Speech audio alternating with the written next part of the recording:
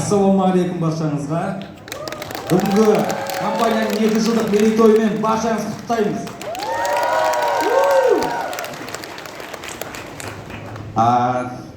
Бүгінгі маған берілген продукция хлорелла тобы негізінде. Сол үшін де хлорелла туралы кішкене информация берейін.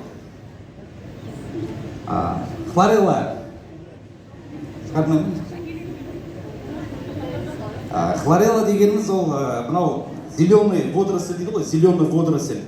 Операторы, можно хлореллу поставить, пожалуйста? Кім продукцияны ішіп жатыр қазіргі таңда? Хлорелла.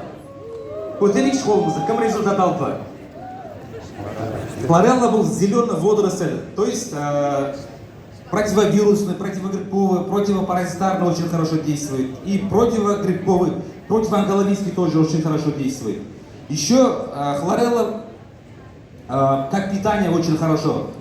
50 микро-макроэлементов есть, более витаминный комплекс есть. Еще очень хорошо действует на клеточном уровне. Еще продукцию можно принимать по 2 таблетки 3 раза в день и увеличить дозу по 5 таблеток 3 раза в день. Коротко, вот так. Және де қоса кететін бұл продукцияларға өте мынау японский продукты болғаннан кейін клеточный өте жақсы жұмыс жасайды. Барлықтарымызда керемет результат алып жатырмыз, иә? Сол үшін де келесі сөзді бізге дәрігерлерге бере берсек.